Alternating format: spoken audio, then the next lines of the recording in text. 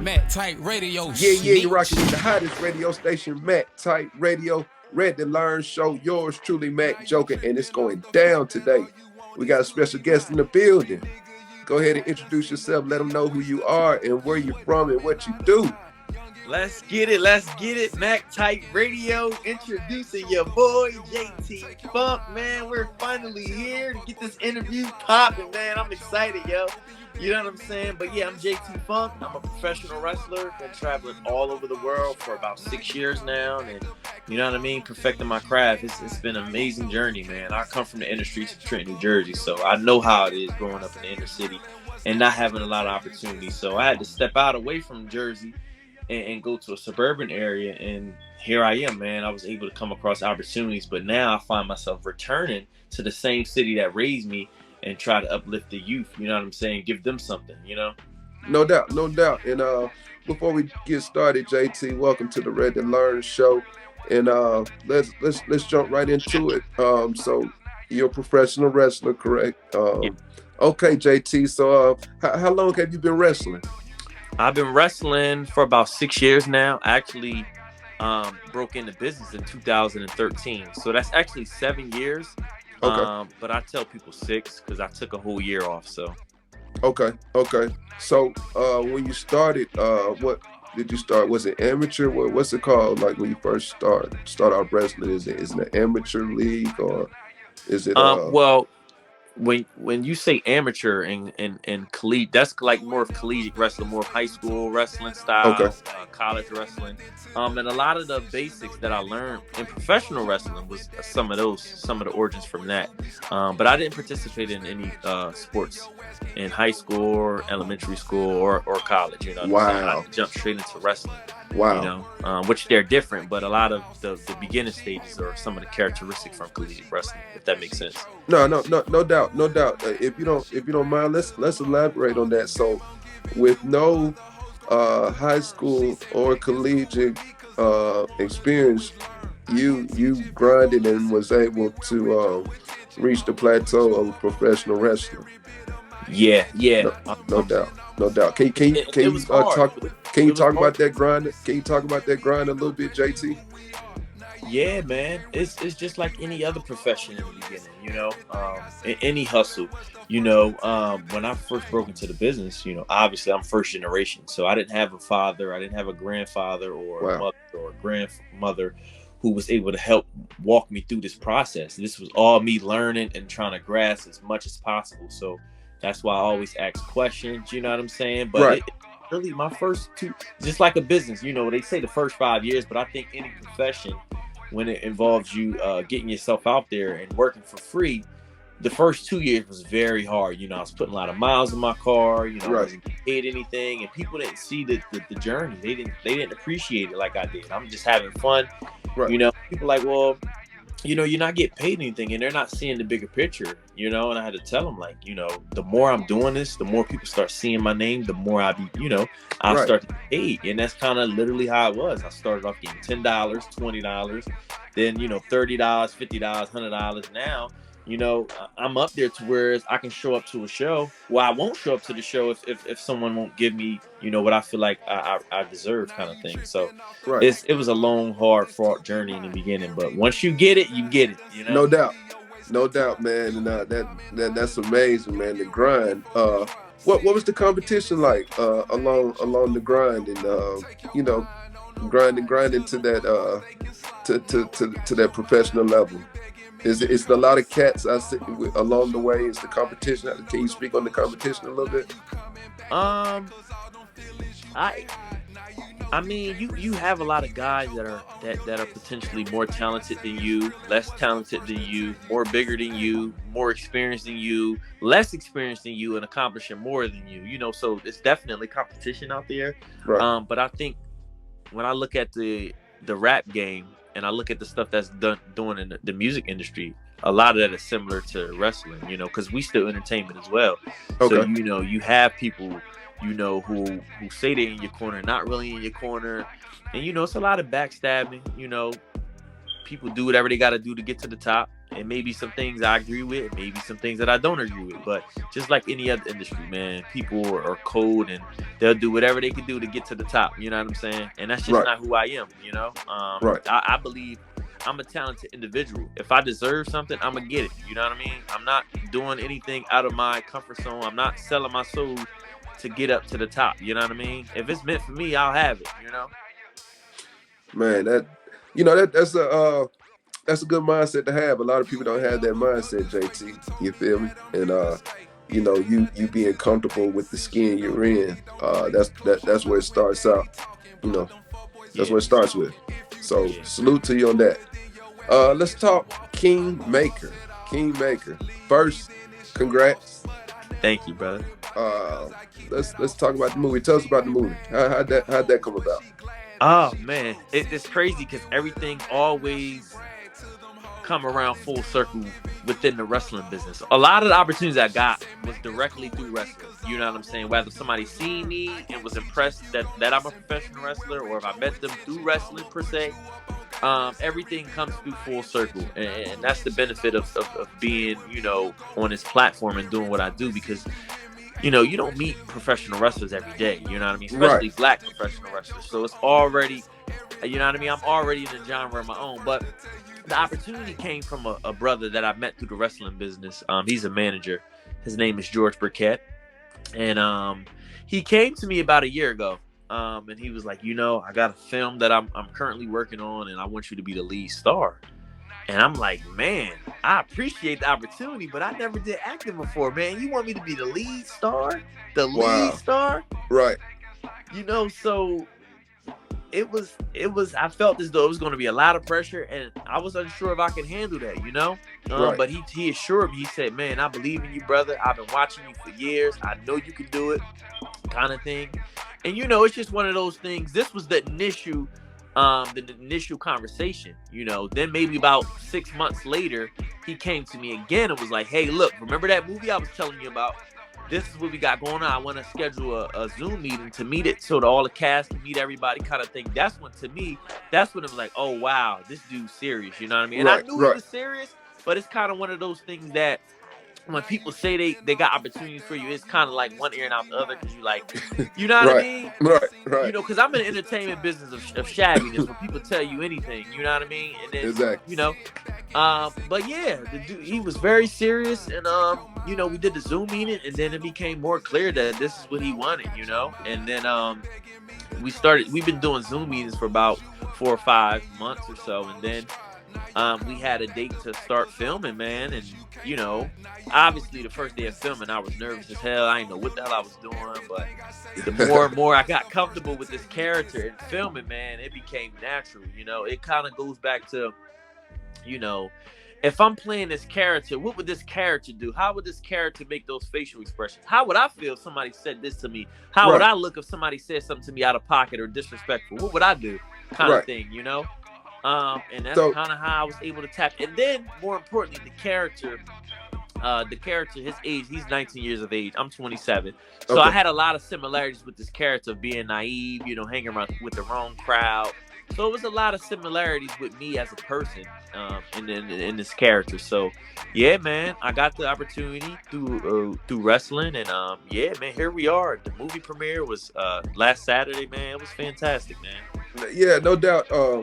I had a chance to check out your Instagram post, and you had the signing, and so salute, man. That's real big, man.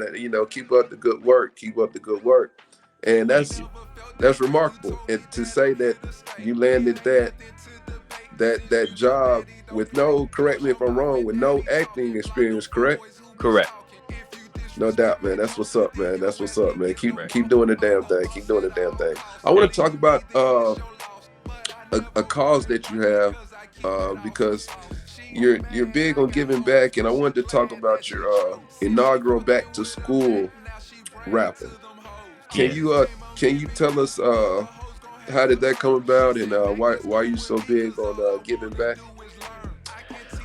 So one thing about me is I try to do things differently. I don't like doing things the way everybody else do it. So I look around and I see a lot of people doing the back to school, givens or stuff like that, where they give away book bags and pencils and stuff. I see everybody doing that, which is not a problem because it's still giving back, right? It's Right. still something positive, But I was trying to think of something just to do a little differently, and I thought to myself, a back to school raffle. I can have people contribute and donate which the minimum was $5, and I was thinking, I'm like, if, a lot of people really rock with me, even if they don't, even if they don't participate, they can still donate, right? Right. So I had a lot of people donated from Clubhouse, Facebook, Instagram, a lot of different social media websites. And then I was thinking, I was like, instead of targeting everyone, let me just target 3 individuals. So I laid it down. I was like, okay, I'm gonna have 3 winners: 3rd place, 2nd place, 1st place winner. Okay. And then in those, obviously 3rd place obviously will get, a couple things. 2nd place will get a little bit more, and the 1st place will get a lot more, right? Right. And I wanted to do something small like that just to see how people would react and participate. I didn't want to go all out first. I just want to throw a little something. That's why I started out so small. We're just doing 3 instead of doing maybe 10 or 15. I was like, okay. Let me just start small. And that's and it was a raffle when everybody participated, man. Everybody donated, people that I don't even know, they just donated. Like, I like what you're doing. Let me donate. Obviously, the minimum was $5. You could have donated how much? The minimum was $5, but people donated $50, $100, $15, which I'm very, very, appreciative. And then what I did was, which everything is listed in the raffle, I donated to a charity of mine. And I donated to the local Boys and Girls Club out here in New Jersey, where I'm from. So I donated $250, so that's dope. It's small, but I was like, you know what? I gotta donate something. Yeah, that's dope, JT. That's dope. You know what I'm saying? It doesn't matter, no, big or small. Of course, it's always the thought. You know what I'm saying, that counts, man. Because that's 250 more than the next person did. You feel me? Right. No doubt. So is this was this your first one or second one or on the raffle? Yeah, this is my first one. Yep, that's my first actually under my LLC, because I have JT Funk LLC. That's my business now. So that was the first call of action I did under my LLC was the raffle. So I'm trying to figure out a lot more different things to do for the community, especially with Christmas coming up, and Thanksgiving as well. But I also have a big event that I got coming up. That's next year in May. That's going to be my own birthday present to myself. I'm doing an actual wrestling show in my neighborhood for a lot of people that I grew up with. A lot of my teachers that never see me wrestle, and a lot of the kids that live in the neighborhood that probably don't even know who I am.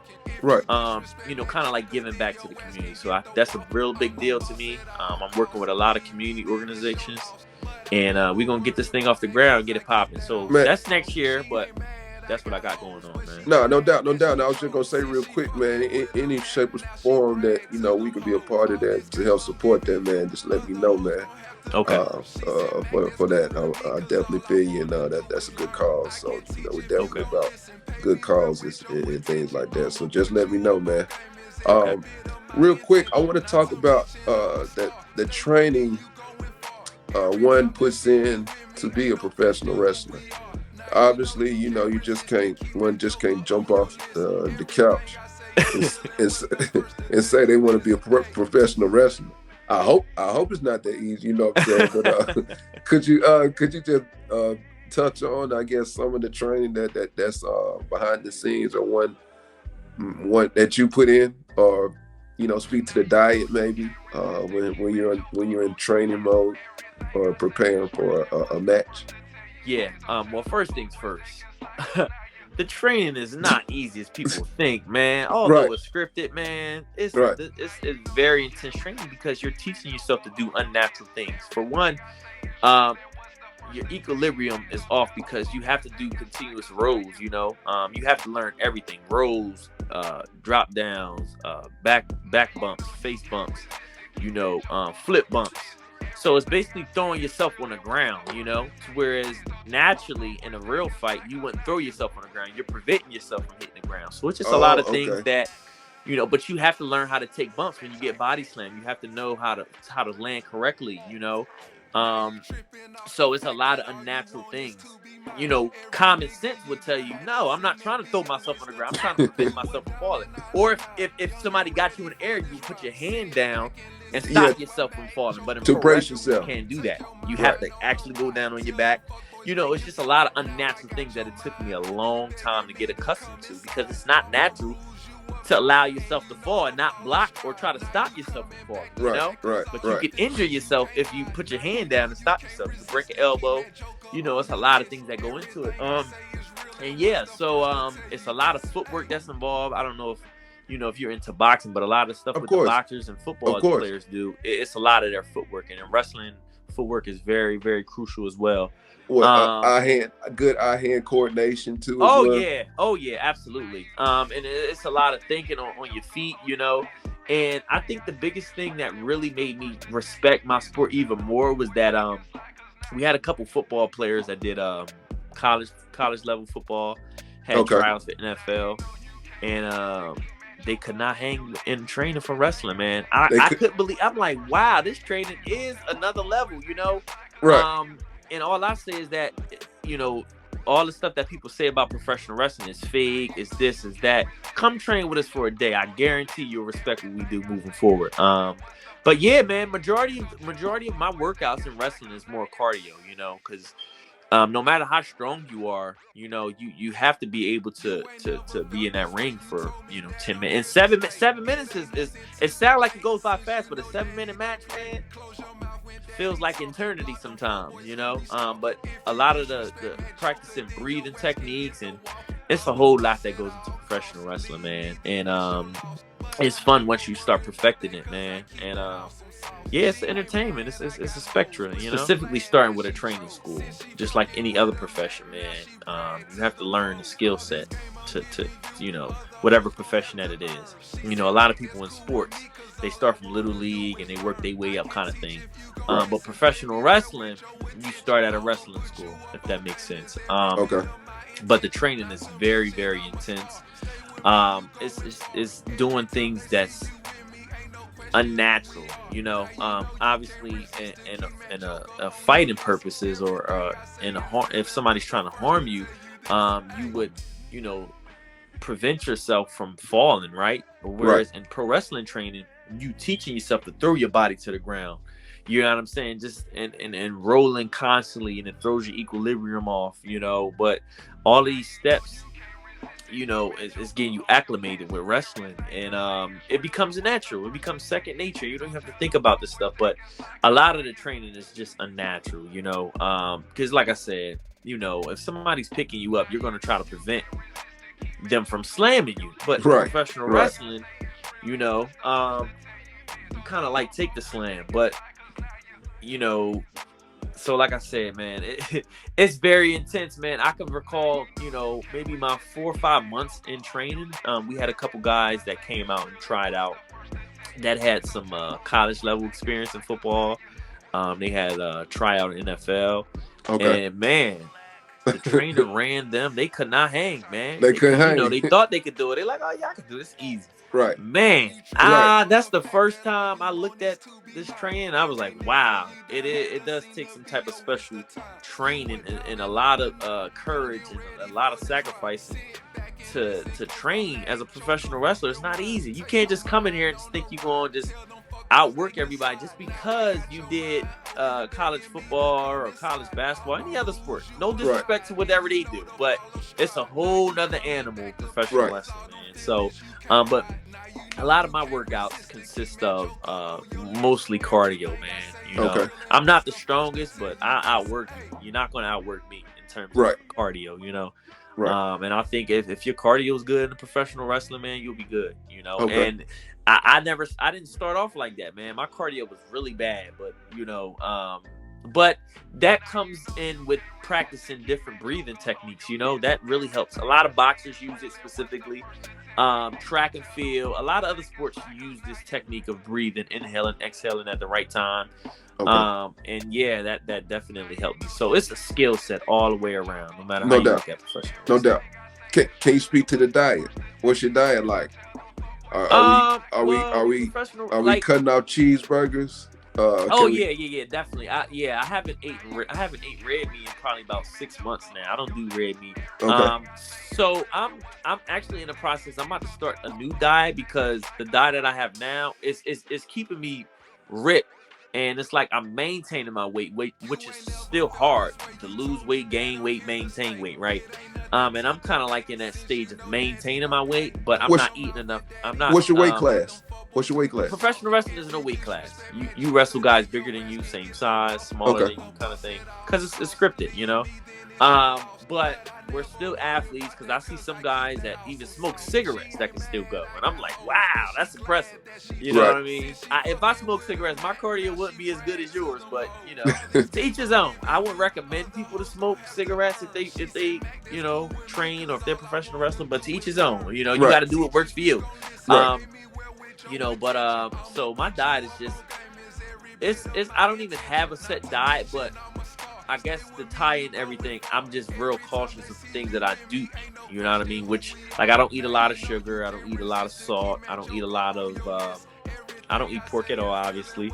I don't drink soda. Only thing I really consume in terms of liquids is water. You know, I don't drink no soda. You know, Right.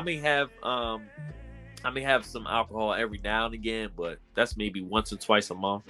So it's just more of watching the things that I don't eat, if that makes sense.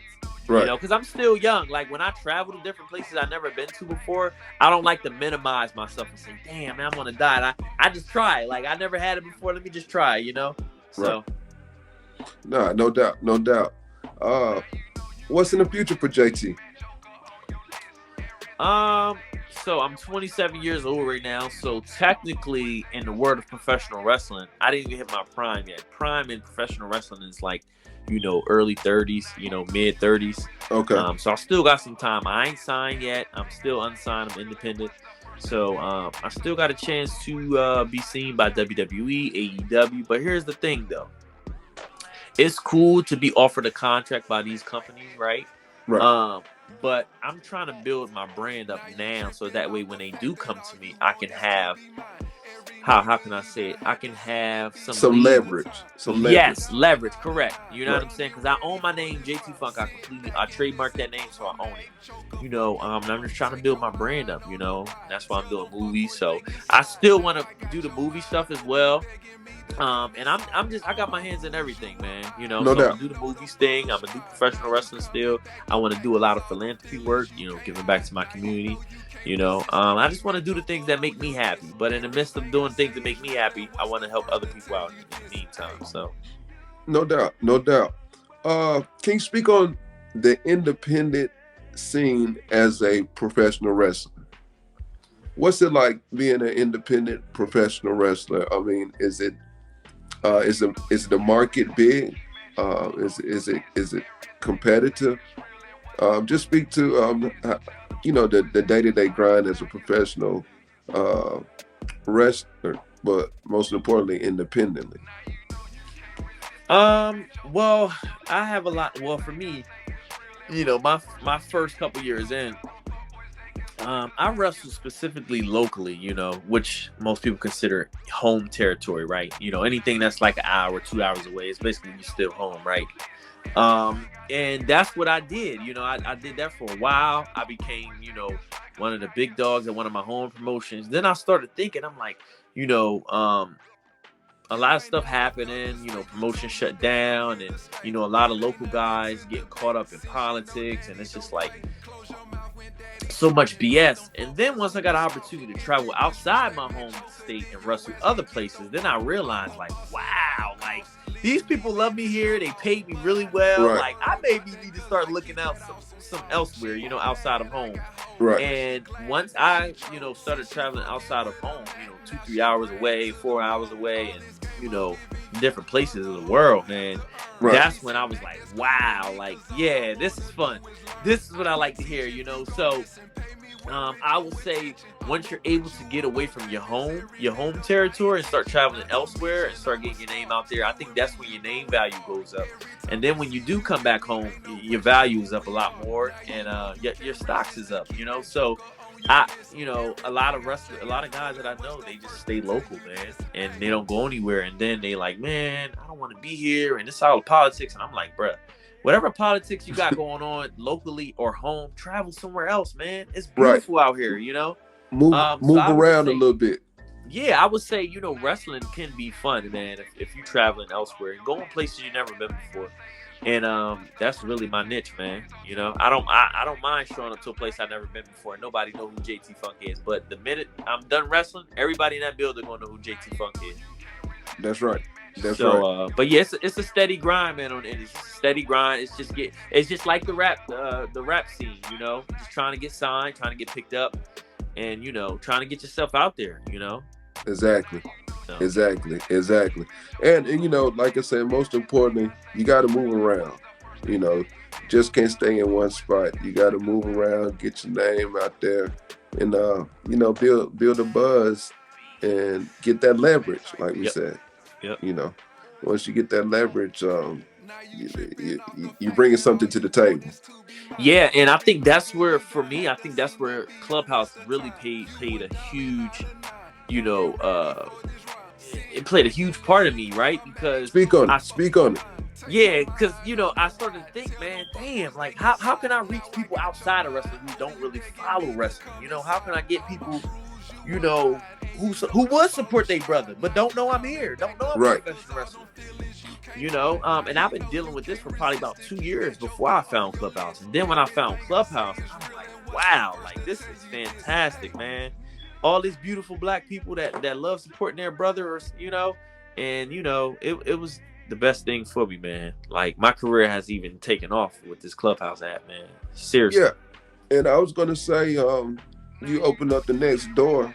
Can you just speak on some of the, I guess, testimonies or good experience or good connections that you've been able to tap into on Clubhouse? Well, shit. If we being completely honest, it's the reason I'm on Mack Tight Radio, baby. Okay, You know there we go. From Clubhouse, you know. You know it. Shout out to the Clubhouse. And I mean, from the moment we first started talking, man, it was nothing but love, man. It seemed like I'd known you for a long. It was nothing but genuine love, man. You don't know me from a can of paint. I don't know you from a can of paint, but it's all love. You know what I'm saying? Right. So, No doubt. you know, No doubt. that's the vibes you get from Clubhouse, man. People that you never met, and it's like, yeah, like it's all love. So, yeah. So the connections on there has just been nothing but positive. You know, people want the best for you. You know, I want the Right. best for them. And like I never really experienced anything like that, you know, outside of wrestling. So like, you know, for people that you never even met in person showing you all this love, it's like, wow, you know what I mean? It's what makes you come back for more, right?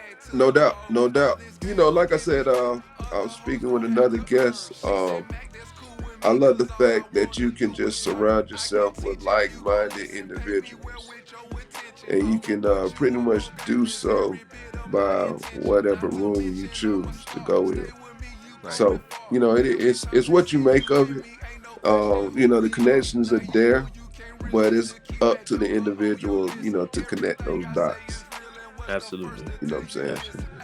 No doubt. So, as far as scheduling matches, so to speak, how can people check you out if they want to see you wrestle in the future, or just tap in with you, period?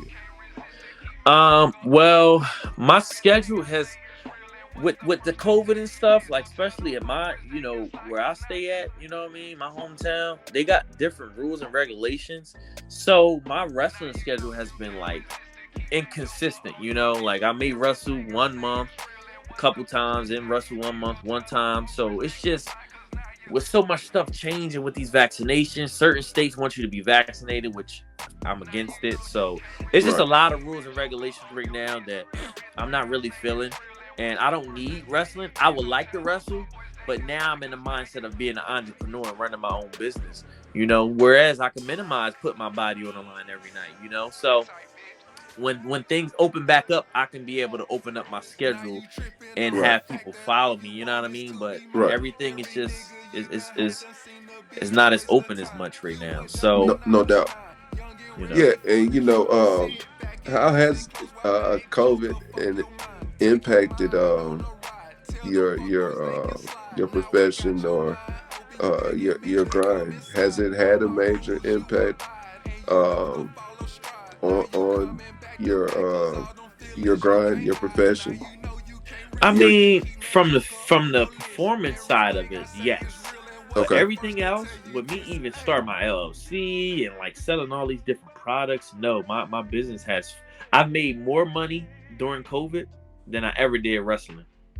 no doubt, no doubt. So, I've been able to come up with so many cool stuff. I came up with my own wrestling dolls, which, Right. that was really cool to see a lot of black kids from my inner city see that, had my own mask, t-shirts, like so many cool stuff that I did. And I was trying to think outside the box with it, man. And it was fun. Then I started thinking of myself as a legitimate business. Like, wow, I can really start selling stuff. If I can make all this money without wrestling, can you imagine? You know what I'm saying? So Right. that's when I got my LLC and I started trademarking my name. Because I'm like, all right, people that haven't even seen me wrestle is buying my product. You know what I mean? So No doubt, no doubt. So Well, yeah, during the pandemic, man, it helped me out tremendously, man. Yeah, and that's what I was gonna say, JT. Like it allowed you to plant these other seeds, to grow. And I'm a believer in things happening for a reason. And when it happened, it allowed you, like you said, to concentrate on building your brand and starting your LLC. So yeah, it sounds as if you turned that quote unquote negative into a damn good positive. Yes, sir. You know what I'm saying? So that's how you move. So salute to you on that, big dog. Yes, sir. Thank you. Nah, no doubt, no doubt. So as far as moving around, building a brand, and establishing yourself where you are today, what would you say is, I guess, been the toughest obstacle you've had to overcome within that journey, that little process?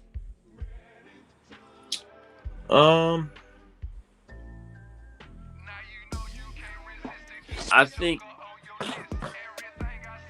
it would be figuring out, like as I mentioned earlier, navigating. I'm sorry, my nose is congested. Trying to navigate through this earlier. I didn't have any grandparents or family members that was in this business prior to me entering it. So literally everything I had to learn on my own. Obviously asking people who've been to where I'm trying to go, right? But it's different from you having family and you're surrounded by all these strangers. You know what I'm saying? So I had to literally put my game face on and ask questions, go to different seminars, travel, and just ask questions. But I do understand that there are people out here that want to help you, whether black, white, you know what I'm saying? If they see that you have the determination and you sincere, people are willing to help you. But at first, even still, you know what I'm saying? It's a lot of the opportunities people get is because they're best friends with somebody, or they know this person, or they hanging around this person. It can be hard because sometimes you feel like you might be more talented, you know what I'm saying, or Right. you might be better than this individual, and why this Right. person's getting all this publicity or help or support or whatever. Right. But yeah, so it's still an everyday struggle, because it's still like there's some things that you can say is not fair. You can complain, you can do whatever, but at the end of the day, like, they got the opportunity. So it's just navigating through the business, you know what I mean? No doubt, no doubt. Who would you say is your biggest inspiration or motivation? The Rock. No Yeah, doubt. The Rock was one of the first people I seen on TV. I seen him with his he had on like a Versace shirt. He had the chain on, and he was just smack talking on a microphone. I'm like, Right. who is this brother, man? He got Right. charisma. I didn't even see him wrestle yet. I just seen him talking, just entertaining the crowd. And I was just Right. like, wow. And couldn't put the TV down, the remote down, and the rest was history. And then I seen this spectacle behind. I'm like, wow, I ain't never seen nothing like this. You know what I'm Right. saying? You know, when you're Right. growing up in the hood, you know, everybody's pushing football back. But when I came across wrestling, I was like, wow. Then I realized a lot of people in the neighborhood was watching it too. And I'm like, yo. So we started getting the belts. We started Right. having wrestling matches. You know, the pay-per-views. We have, you know, one of the parents to order pay-per-view. We have food and stuff. And, you know, but all those people grew out of wrestling. I just never did, man. Never did. And you know, they all laugh, and all my boys that I grew up with, they like, yo, you really doing that stuff. You really said you was gonna do it. Look at you now. Right. You know, so yeah, man. Man, no doubt, man. Well, you know, JT, man, you're doing big things and great things. So again, double salute. And it's been a pleasure having you on the show. And you're welcome back on the Red to Learn show anytime, my brother. So you know, before you get up out of here, please let the people know how they can get a hold of you, all your social media links, if they want to, you know, join the movement, the campaign. Well, shit, man. I'd be remiss if I didn't shout you out, man. Mack Tight Radio, man. Thank you for bringing me on here, man. It's been nothing but love, brother. You know, like I said, I'm going to keep in contact with you. We're going to do this again for sure. No doubt. And yeah, it's been pretty cool. It's been fun. You know, like I told you before, man, these questions was a little different. I wasn't expecting some of these, but you know, it's always good to hear something different and not the same typical question. So I'm glad that you're thinking outside the box with this. And Mack Tight Radio, snitch.